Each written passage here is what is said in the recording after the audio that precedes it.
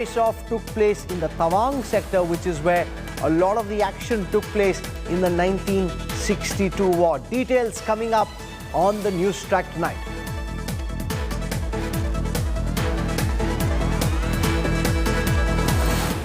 There is massive internal turmoil in China at this moment. Is this an attempt to try and divert attention from domestic troubles? We look at that and more and get an update on the current border situation. Here are the headlines I'm tracking tonight.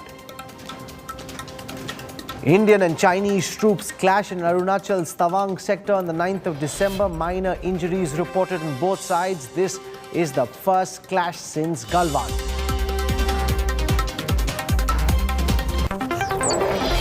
Bhupinder Patel takes oath as the 18th Chief Minister of Gujarat. 16 ministers sworn in with him.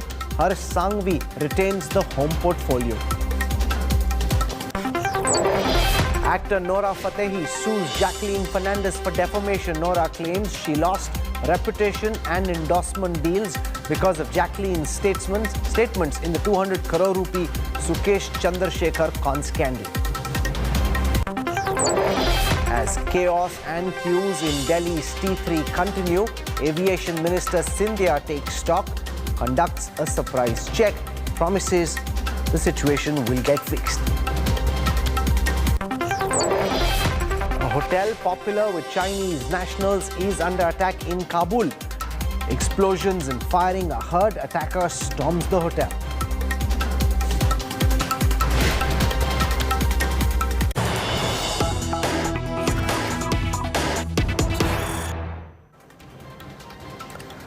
Okay, the big breaking story we are tracking at the top of the news track is that there's a clash being reported between Indian and Chinese troops in the Yangtze area near Tawang in Arunachal Pradesh. My colleague and a National Bureau head, Abhishek Bhalla, joins us. He's tracking the story very closely. Abhishek, when did this incident happen? How bad was it? How many soldiers are injured? And what's the situation just now? 9th of December, this incident has taken place, Rahul. And as we speak, I'm just getting some more details on what exactly has happened. There were up to 300 Chinese soldiers that were intercepted by the Indian Army who were trying to take over a mountain peak. There was prior intelligence, and as a result of that, the Indian Army was able to thwart this attempt. But this has been a sensitive area. There have been injuries in this clash on both the sides. The nature of injuries is still not very clear. We are trying to ascertain that. A similar incident had taken place in October 2021 when the Chinese in the same area were trying to take control. In fact, the Indian Army at that point of time had taken many in their custody and they were later released. Okay, so what's the situation currently? Are the two armies in an eyeball-to-eyeball confrontation? Has the Chinese army pulled back? We've had an official confirmation on this, and the Indian Army in a statement has in fact said that there has been a disengagement. So there is no eyeball-to-eyeball confrontation or no face-off as of now. And in fact, there has been a flag meeting that has taken place between the commanders to talk and settle the issue. As of now, it seems that both the sides have pulled back. But obviously, after such an incident, tensions prevail. The situation remains extremely volatile. You know, joining us on this broadcast at this time is Lieutenant General S.L. Narasimhan, former defense attaché in the Embassy of China, of India in China. He's member of the National Security Advisory Board, Director General Center for Contemporary China Studies, one of our finest experts on China. General Narasimhan, welcome to the Newstrack. Can you, on the basis of what we know so far, give us your assessment of the ground situation at this moment in terms of what could have happened and how things are likely to be at this moment and what this means?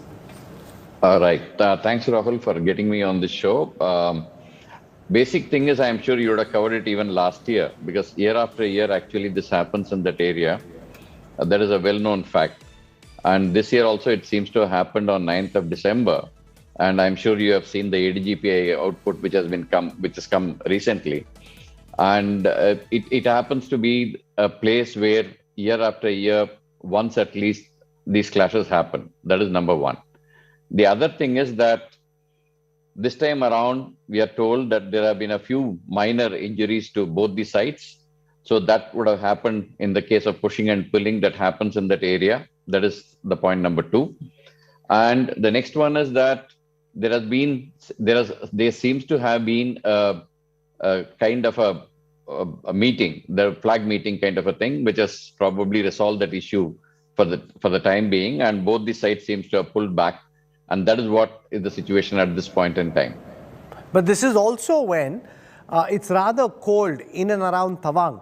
So unlike the Galwan clash which took place in the summer, at this point in time, do you see this potentially escalating into something more prolonged and bigger? Because when the Galwan clash took place, initially it became something much bigger because the two armies were then locked in confrontation. But it's miserably cold around Tawang at this time. It is, you're right, it is extremely cold around that place. However, since the flag meeting has been held and the troops are pulled back, I don't see this escalating into anything major at this point. But in any case, we need to be careful and we need to be watchful of that area. And that I am sure the people are actually looking at this point in time. There has been a big build-up, sir, over the last several months in the Arunachal sector. There were satellite images that came out which suggested that remote areas were being turned into villages where permanent settlements were being created.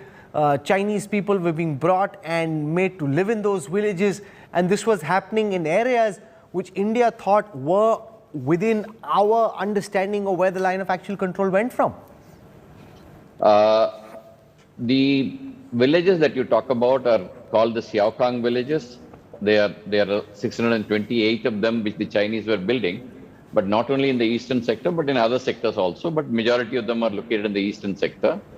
These have got capability to house about 100 houses, about 100 families in each of these villages.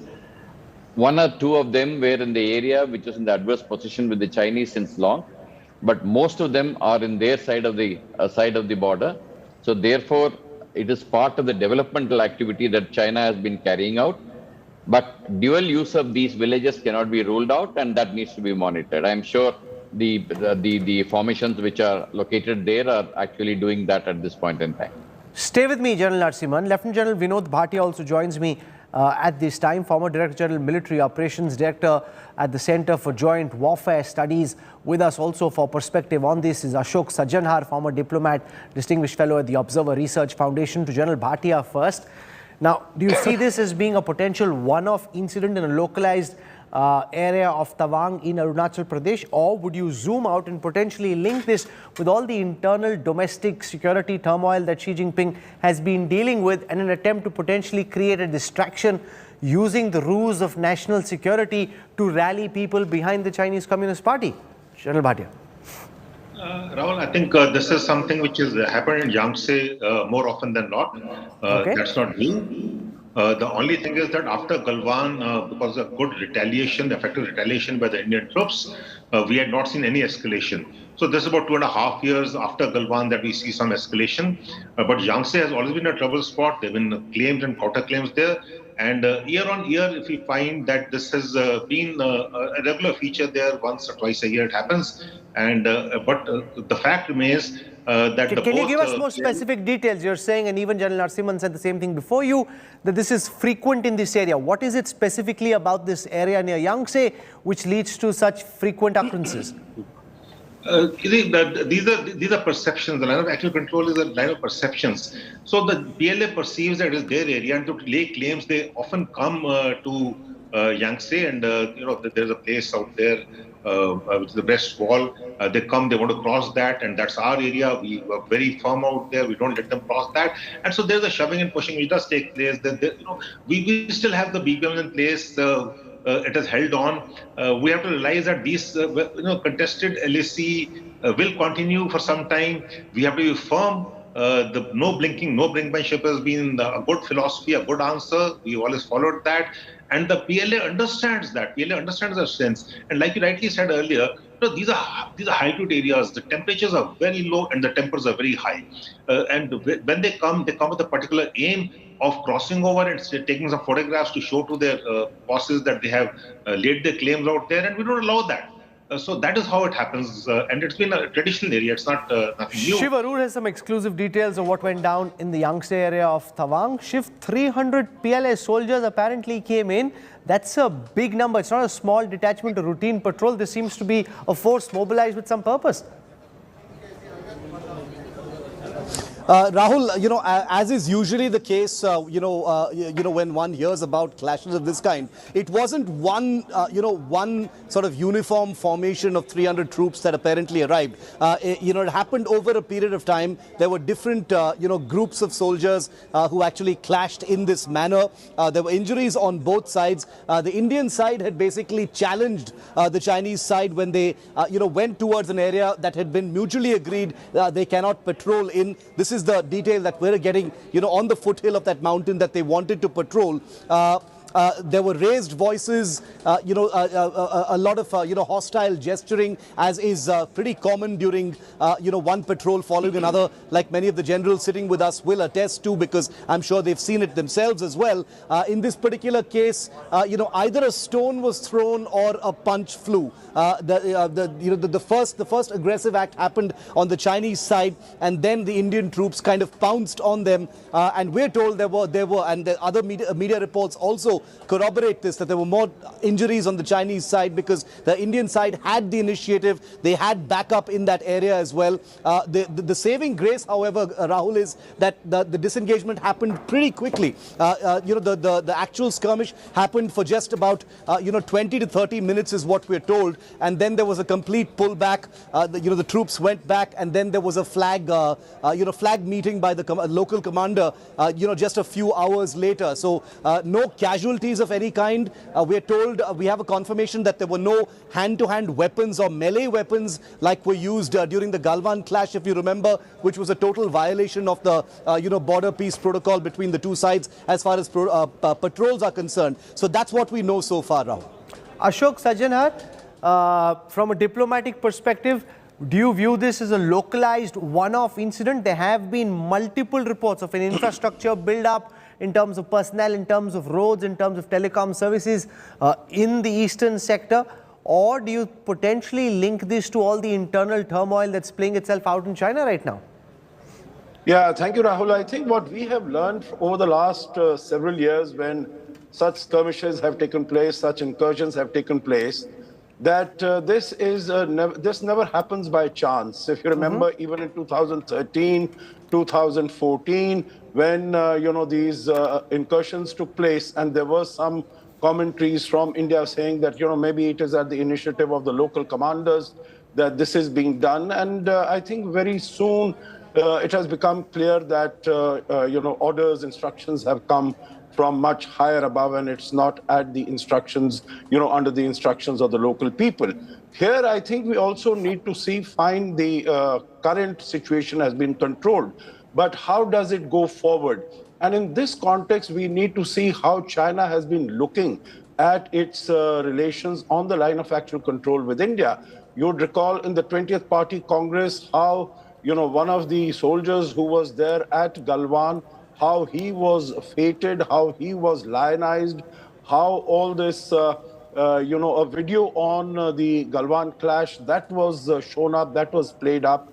So the point I'm making here is that we need to be, while the current clash might have been, taken care of for the time being, and, even last year when it took place on the 8th of October, again with the meeting of the commanders, the flag meeting, it was resolved. But going forward, we need to be very, very careful, very watchful, very cautious that this is, I'm sure, not the last. Now, that's an important point you make, because it was in October 2021 that in the same Yangtze sector, General Narasimhan, a similar incident was reported. That was a face-off which saw disengagement after a few hours.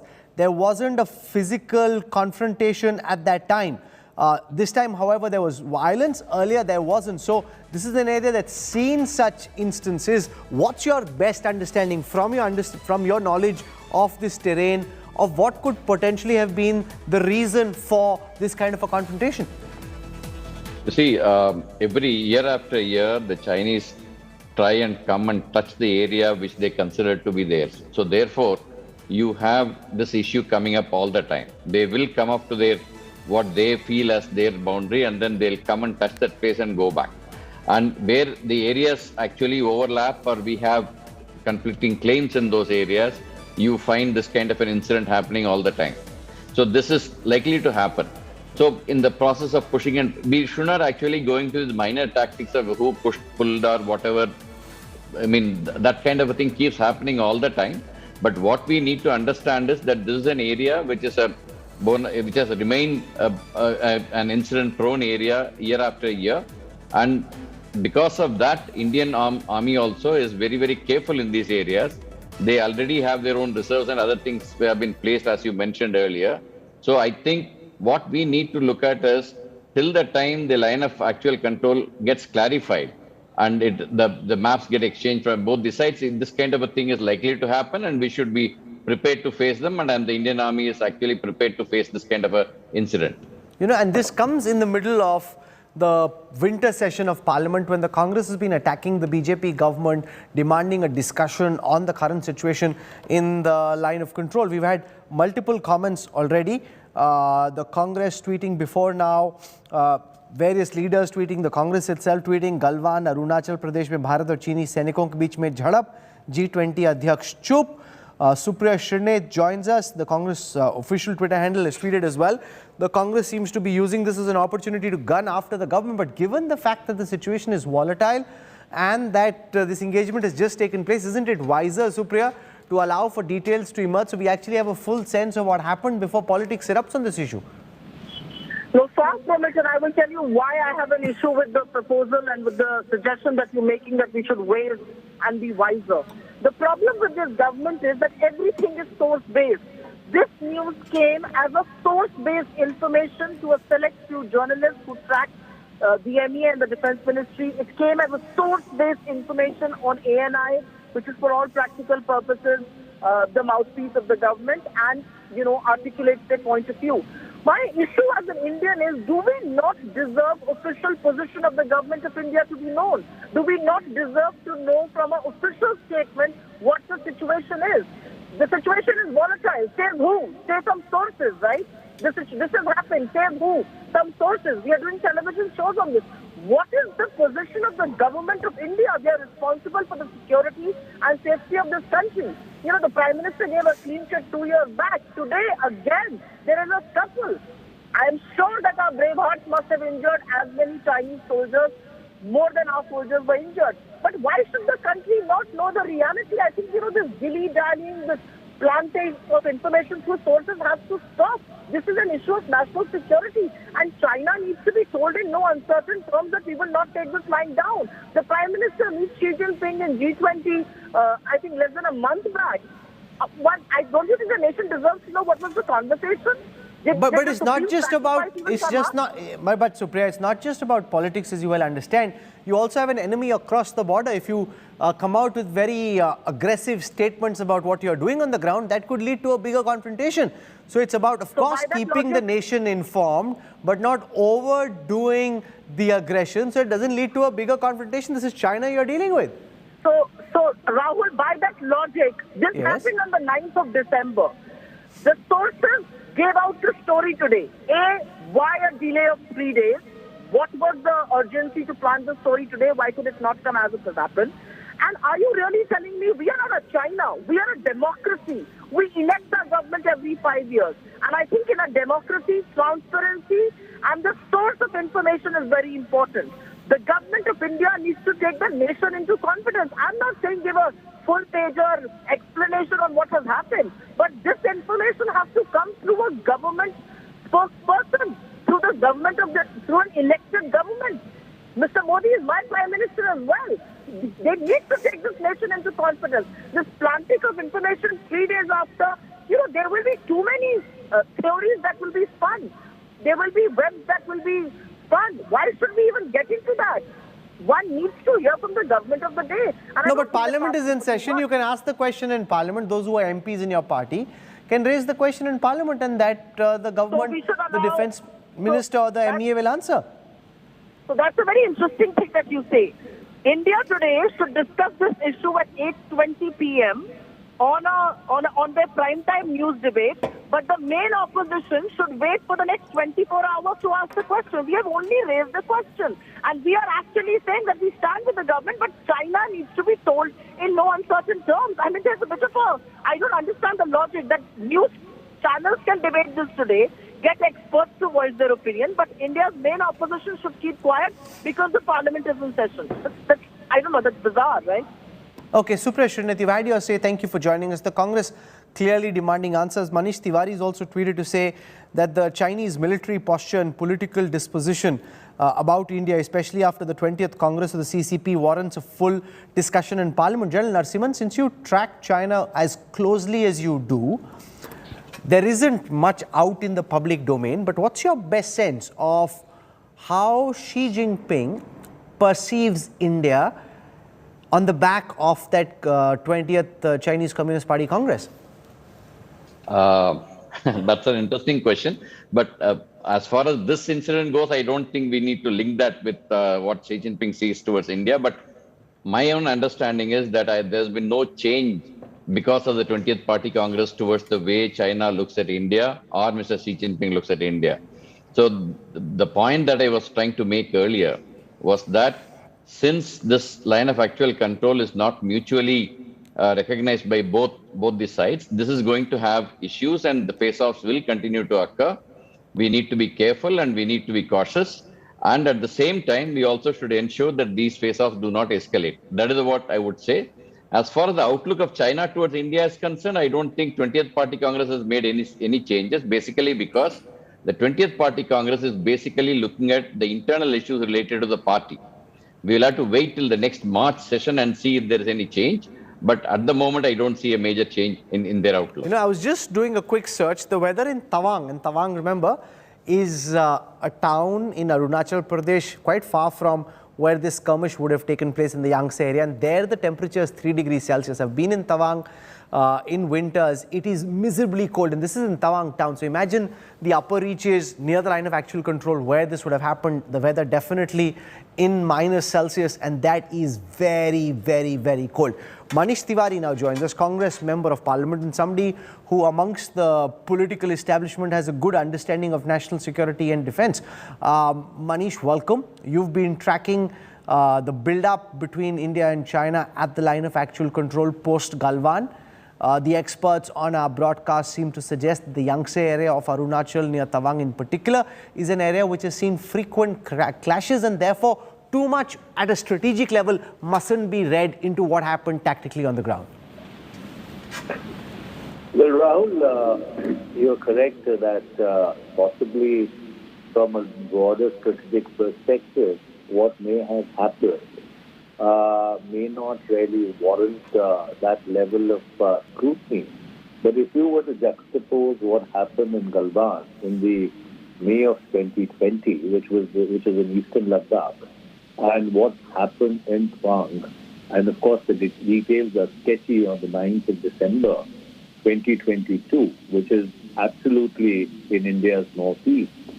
I think the issue of concern is the broader disposition of China, India, not only in terms of its military posture, but also in terms of its political posture.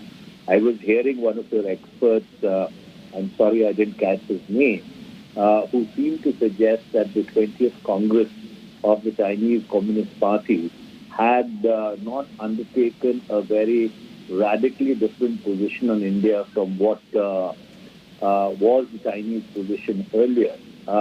Most respectfully, I would tend to disagree. For the simple reason, the manner in which the Galwan clash was portrayed at the Chinese Communist Party. Some of the people or the dramatis persona on the Chinese side who were involved in the Galwan clash, the manner in which they have been elevated to the membership of the Central Committee of the Chinese Communist Party. Now, these are all very portentous indicators because if you were to read the tea leaves, given that the Chinese system is as opaque as the erstwhile Soviet system, I don't think it would be in our interest to take this lightly.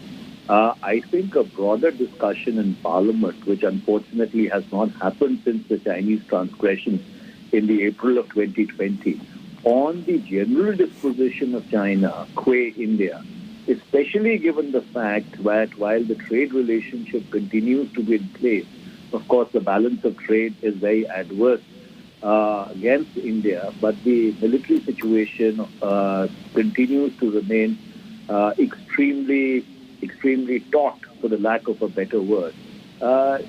It calls for both circumspection, it calls for caution, it calls for introspection, and it calls for a very, very hard read of Chinese intention. Okay, I've just received information from Manjeet Negi, our defense correspondent, who says the Chinese army wanted to uproot an Indian post in the Tawang area, which was thwarted by the Indian army.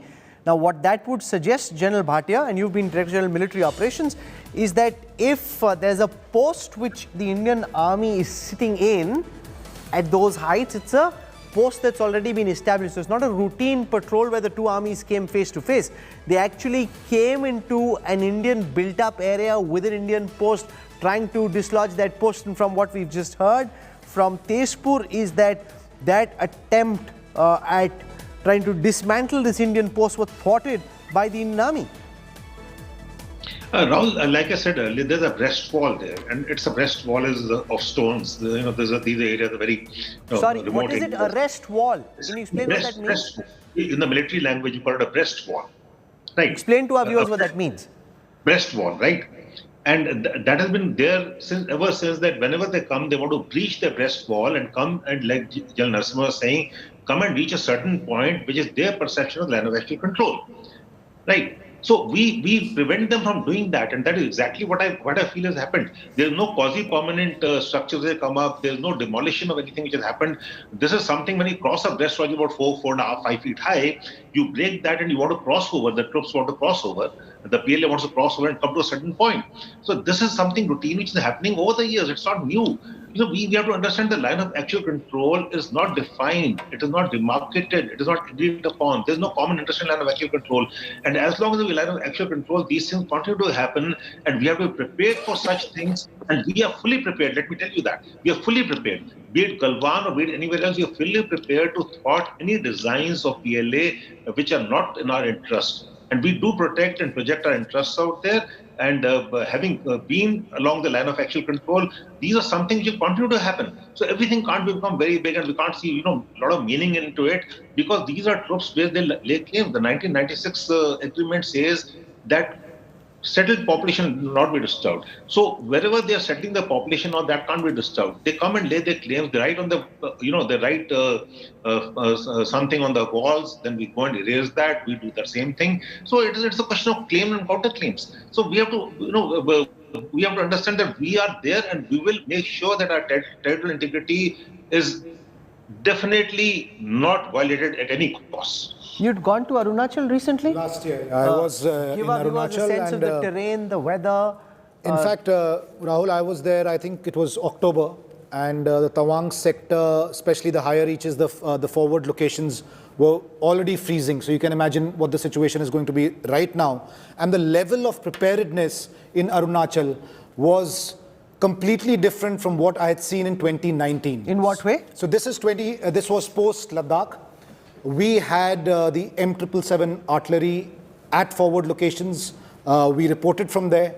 The deployment was much more in these areas, and there was a big change as far as surveillance is concerned. There was a huge thrust on the aviation platforms of the Indian Army. In fact, an aviation brigade has come up at the Assam Arunachal border in Misamari, and ever since then, we are seeing a ramp up of drone capabilities in these areas, because there was apprehension, there was intelligence that the Chinese are up to something. And this is exactly what they perhaps were up to. And it's because of the ramping up of those that infrastructure and capabilities that I think this was thwarted. Otherwise, this could have been. I remember when we were shooting a Jab We Met in Tawang with Kiran Rijiju, I had one jacket on which works very well in Davos in Switzerland, and that wasn't enough. I had to put a second jacket on just to stay warm. and these are two thick jackets which are good for alpine weather in Switzerland, but not good for the frigid cold of Tawang. So this is a very, very cold and hostile area to be in. General Narasimhan, your sense of the kind of advantage the Chinese have in terms of infrastructure. India has been trying very hard, especially post Galwan, to try and catch up as quickly as possible.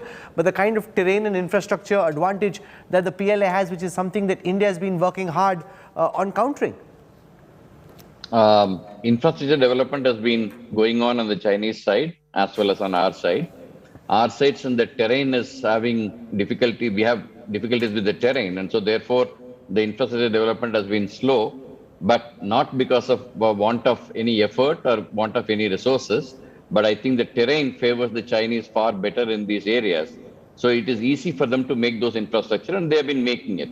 And we have not been falling very, very much behind, and we are catching up. It's a matter of time before we could before we could have the necessary infrastructure.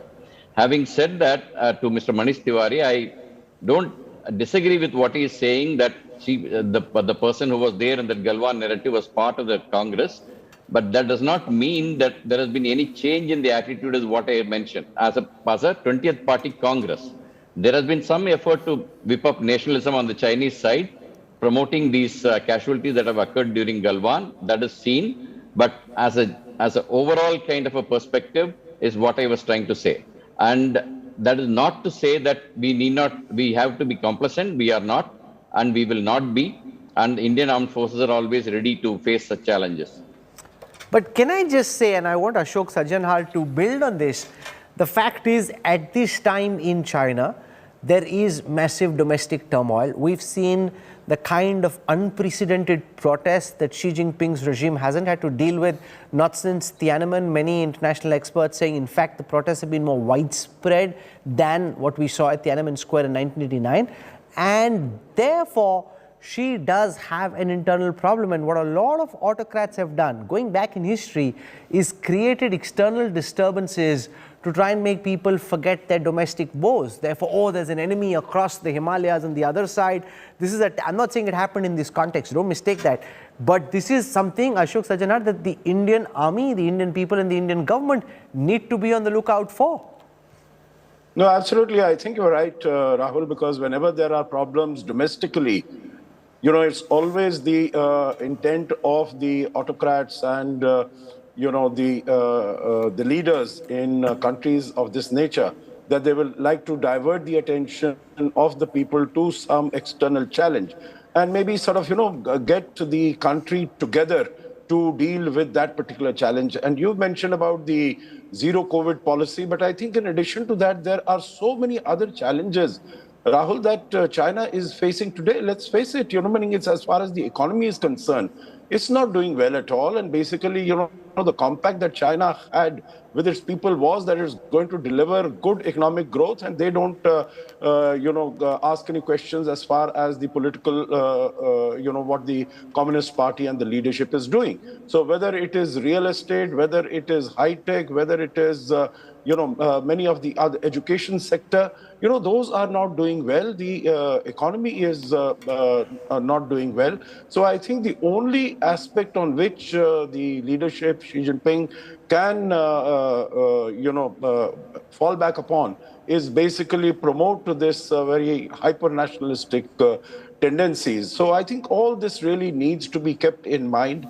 I sincerely feel that, very much feel that if China had wanted that relations with India should be brought on an even keel, whatever they did at the 20th Party Congress, they would not have done that. The message it gives to me, what, how it all played out, is that China is not going to sort of, go back or soften its position, whether it is in Galwan or this. Arunachal Pradesh, I think we need to also to keep in mind that China, irrespective of the line of actual control, China claims the whole of 93,000 square kilometers of Arunachal Pradesh as South Tibet. So I think this is particularly, as far as the Chinese are concerned, is particularly vulnerable to, these sort of incursions and even more muscular activity, more robust activity from the Chinese side on our part. So we need to be careful. And I, of course, recognize what General Narasimhan has said, what General Vinod Bhatia has said. I don't have the slightest doubt that our armed forces are fully prepared and are fully capable and competent to deal with this challenge. But still, in terms of building of infrastructure, getting our equipment there, I think it really doesn't need to be, shouldn't be at the back of the mind, but foremost as far as in calculations of our military and political commanders. You got a situation where the flag commanders on the ground would like that the situation be restored to normalcy as quickly as possible, and then you have a situation where opposition politicians are jumping in. Arvind Kejriwal has tweeted as well, हमारे जवान देश की शान है, उनके शौर्य को मैं सलाम करता हूं और ईश्वर से उनके जल्द स्वस्थ होने की कामना करता हूं. So while the Congress was attacking the government, Kejriwal coming out doing the same in a more subtle fashion, highlighting the incident, but essentially suggesting that he'd like for the soldiers to recover.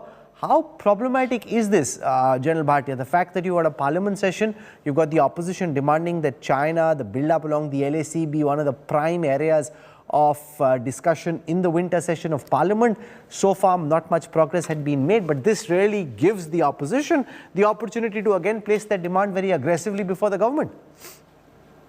So, whatever politics needs to be done, it is right, do in parliament, get over it, get the right things done. But let's not, look at the soldiers as an instrument or a tool for political agendas. That's why only the armed forces are political agenda. Leave them alone to do their job. They will do an effective job. Let me assure the nation through your channel that the armed forces are fully geared up to do what they want to do, what they have to do, and let the armed forces be out of the politics, please. We are a very secular, very apolitical armed forces, and that is my only request. That's my only plea. And we have a tough job to do, like you rightly said. These areas are very difficult. Someone who served out there would know it's not easy to serving there. These are difficult areas, and the men need all the support, whether it's infrastructure, whether it is moral support, it is the other support. So the military support, we have progressed a lot in the last couple of years, and we should consolidate on that because the Chinese threat will remain. It's not going anywhere. We can keep discussing this. The China's challenge will remain. How to mitigate that challenge? How to avoid that? How to mitigate the risk of China doing something where we are not fully,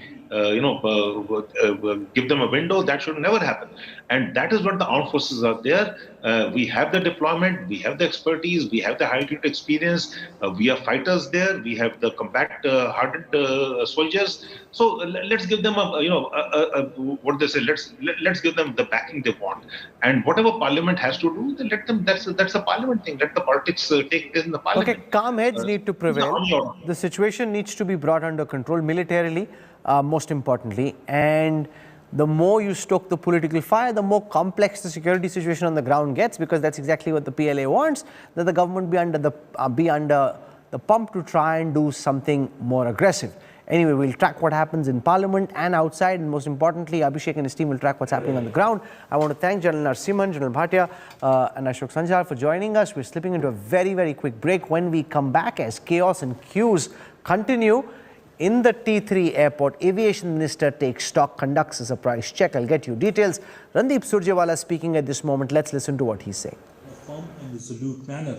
And as a follow-up of the incident, India's commander in area held a flag meeting with its counterparts, to restore the peace and tranquility. Although now the sources are saying that the PLA, the Chinese troops, came heavily around 300.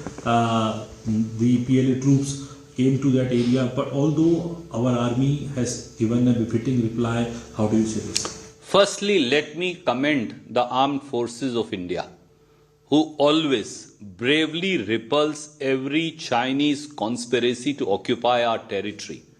But what is Prime Minister Modi and his government doing? Till date, for over 2 years, China is occupying 1,000 square kilometer territory of India in the Ladakh region. In the Depsang Plains, they have occupied illegally India's territory up to Y Junction. Daulat Beg Oldie, the most strategic airstrip, is now in the range of Chinese artillery fire. Gogra hot springs, they continue to occupy our territory. Galwan, we know what all happened despite the valor of our soldiers.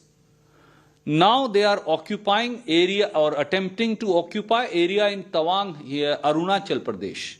And an unconfirmed report, which probably you do not know, is now saying that China has now occupied our territory in the Doklam area.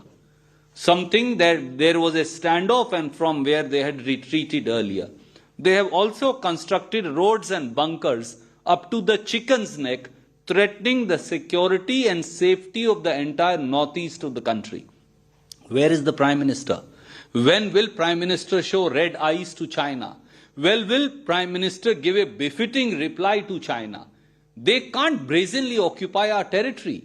And for Prime Minister to say nobody has come, nobody has entered our territory, only emboldens China to further occupy our territory. We demand, both inside and outside the parliament, Prime Minister should come to Rajya Sabha and Lok Sabha and reply to the country and to the opposition about the exact position of brazen and illegal occupation of India's territory at different points by the Chinese PLA.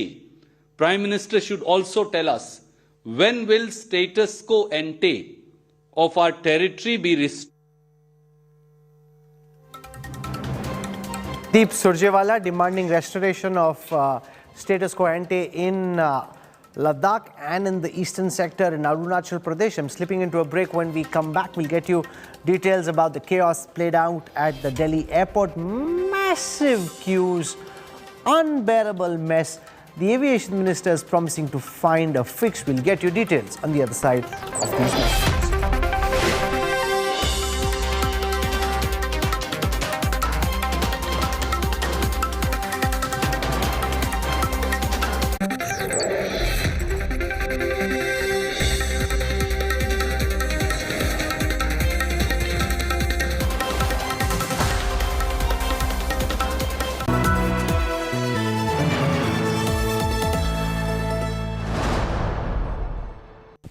भैया जी हमला। भैया जी 10 गोलियां ले ले। गोलियां नहीं रज्जा, गोली। पर बाहर तो 10 लोग हैं। 10 हो या पूरी बस, अब तो बस 1 है तो डन है। इसको कोई वॉच कराओ। जब वॉचो मिले ढेर सारे ओटीटी ऐप्स एक ही प्लान में तो हर कोई बोलेगा वॉचो 1 है तो डन है। Watcho plan starting at just 42 rupees per month. आज ही सब्सक्राइब करें और पाएं सिलेक्ट प्लान्स पर 1 महीना complementary. News is about putting people first. Just look at the queues right across. About asking the right questions to those in power. Is money power being used to bring down elected governments? Who will be held accountable for ministerial corruption? It takes no sides. माँ का दर्द एक दर्द कोई नहीं समझ सकता उस दर्द को. It reveals. It heals. Angry people came out on the streets. Is this the kind of justice system we want in this country? News is all heart and no hatred. Bilkis Bano आज क्या कहना चाहेंगी आप? हमारे साथ जो हुआ है किसी के साथ भी नहीं होना चाहिए. Experience the news. With me Rajdeep Sardesai, only on India Today.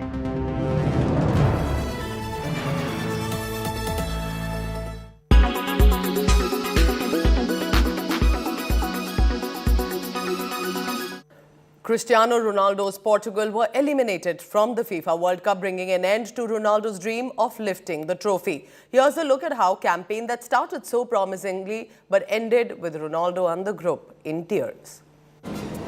And yeah, it's a shame for Ronaldo, for Portugal. But sport can often be cruel, and never was this more evident than when Cristiano Ronaldo broke down after Portugal's elimination from the FIFA World Cup. It's Ronaldo, it's 1-0. Their campaign had started well enough as Ronaldo scored in their win over Ghana, and Portugal beat Uruguay thereafter as well. Portugal in front. Son still going, support arrived. But the warning signs began flashing when Portugal lost to South Korea, and it didn't help that Ronaldo's form had also tapered off.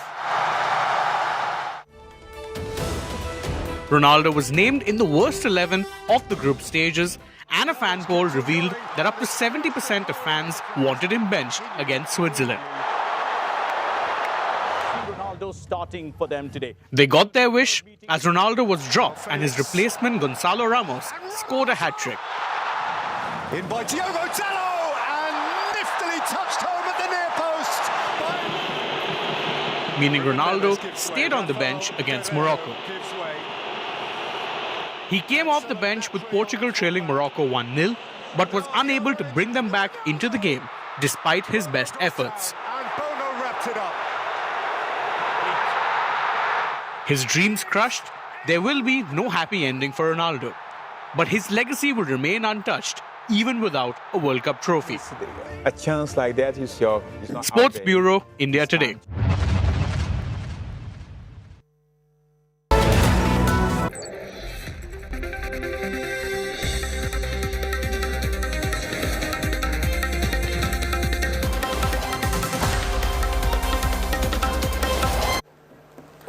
Traffic jams, long queues, chaos. This has been the state of the T3 terminal at Delhi's Indira Gandhi International Airport.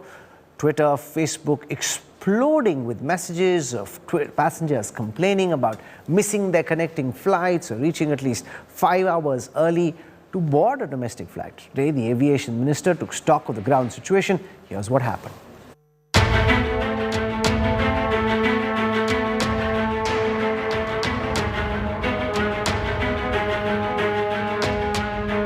Massive queues.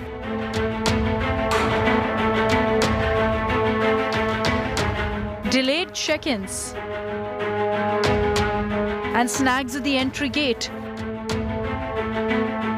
All of this leading to hours of delay of passengers at what's been often touted as India's best airport, the Indira Gandhi International Airport in Delhi.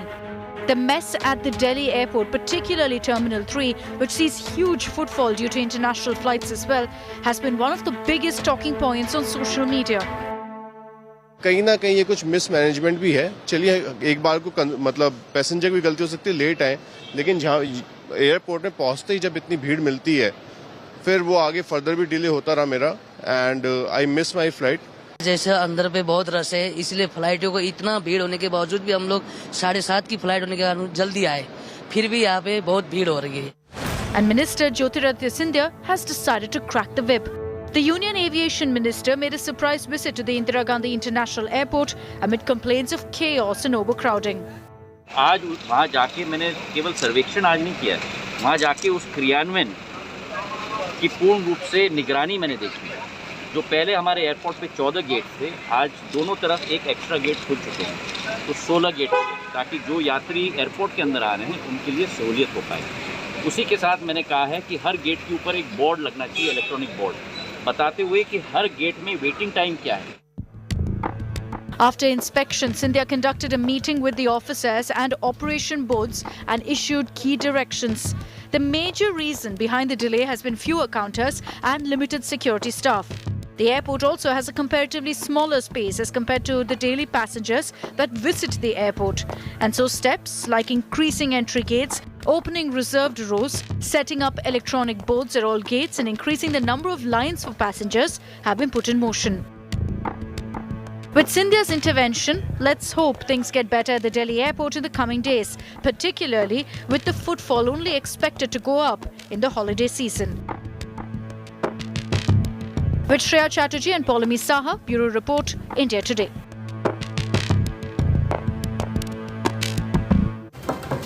This is where I wrap up the Newstrack tonight. For your time and your trust, thank you very much.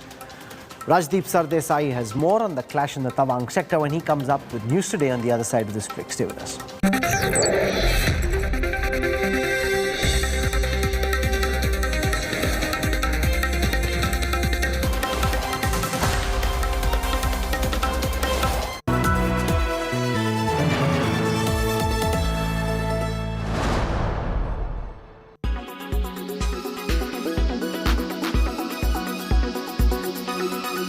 Prime Minister Modi himself, who was in Maharashtra just yesterday, in fact, as he launched this scathing attack on the opposition, he spoke about shortcut politics.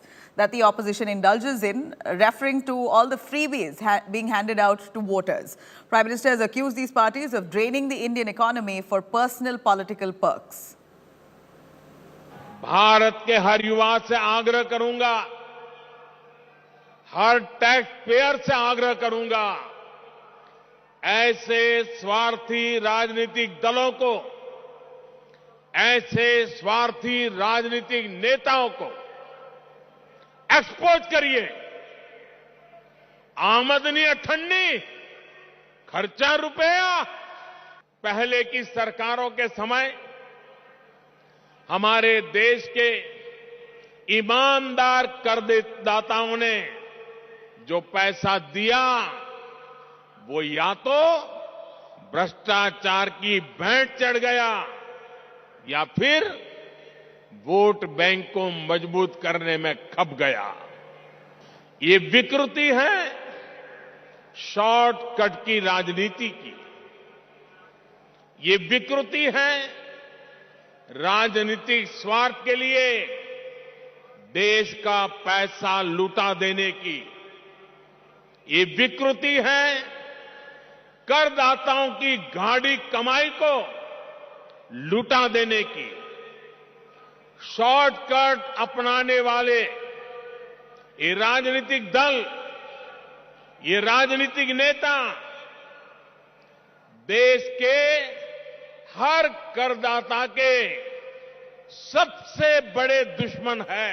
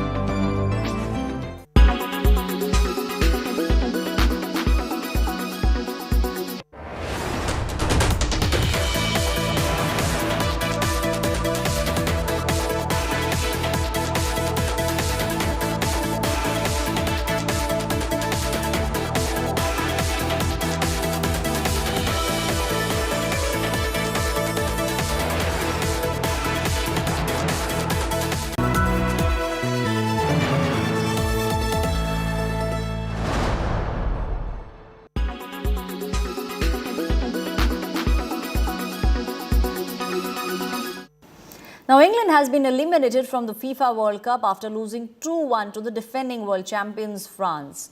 Here's a look at the tightly contested encounter that saw England's skipper Harry Kane score and also miss a penalty. It's not coming home after all. England skipper Harry Kane's penalty miss consigned them to elimination from the 2022 FIFA World Cup. Kane was distraught after the match as his missed spot kick meant defending champions France ran out 2-1 winners. Griezmann. France had taken the lead early on in the game when Aurelien Tchouameni converted a wonderful curling effort. World champions take control. But England were resolute and found a way back into the game in the second half, courtesy of a Harry Kane penalty. Quarter-final. It'll be tough to wrestle the momentum back. They've got it. Griezmann's ball, Giroud! Yet it was Olivier Giroud who found a winner for France, as his bullet header proved to be the difference between the two sides. As a result, France are on course to become the FIFA World Cup's first defending champions since Brazil in 1962. To a semi-final with Morocco. Sports Bureau, India Today. Belief grows that they can be.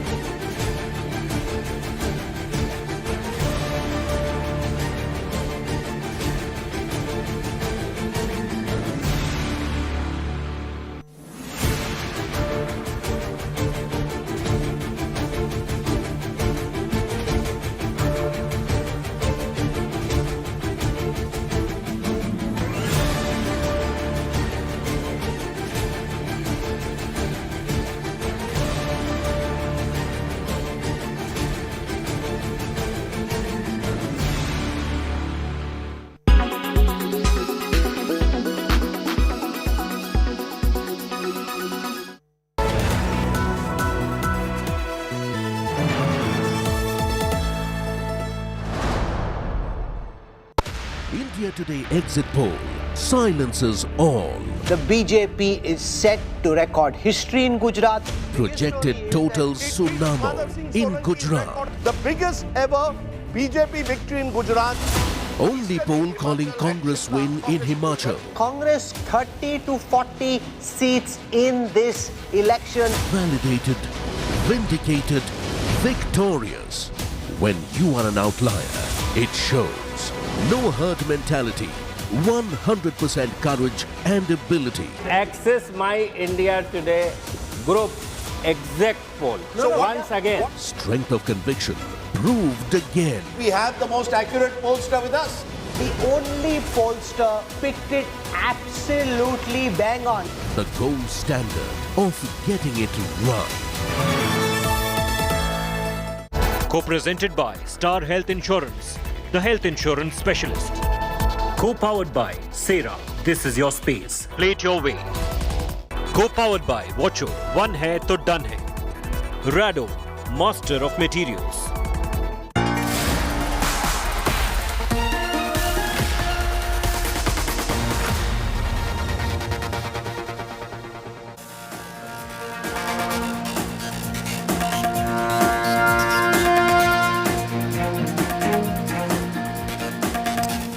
Hello and welcome. You're with the news today, your primetime destination news. Newsmakers talking points, that big story that's coming in this evening. Indian and Chinese forces have clashed once again, this time in Tawang in Arunachal Pradesh. We'll have all the details, analysis coming up.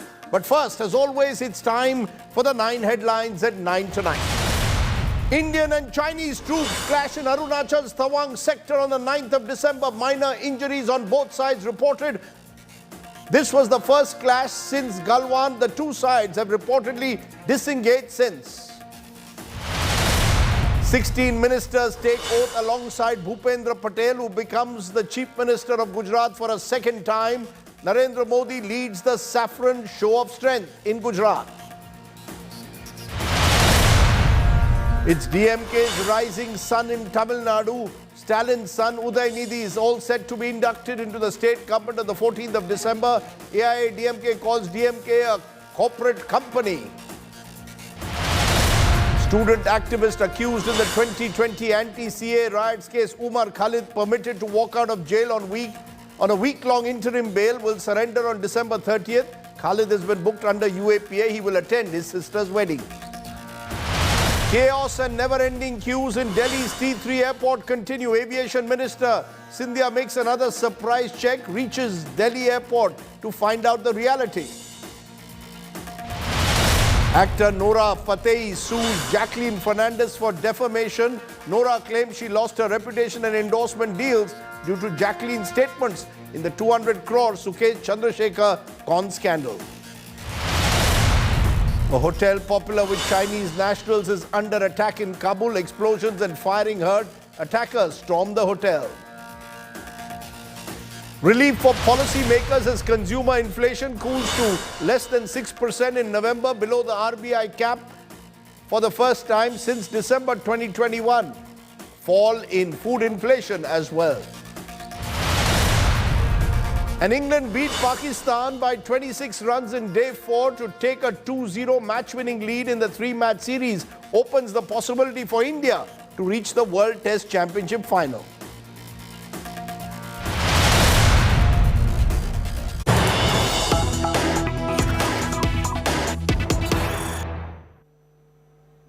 But the big breaking story that's been coming in this evening, a clash between Indian and Chinese troops that's been reported now in the Yangtze area near Tawang in Arunachal Pradesh. The incident took place on the 9th of December, and sources now saying more than 300 PLA soldiers attempted to get into Tawang area where they wanted to uproot an Indian post. The government of India says that the bid was successfully thwarted by Indian sides, but there has been reports of injuries on both sides. According to an official press release, the PLA troops contacted the LAC in Tawang sector. It was contested by Indian troops in a firm and resolute manner. The face-off has led to minor injuries to a few personnel from both sides. The army says both sides then immediately disengaged from the area.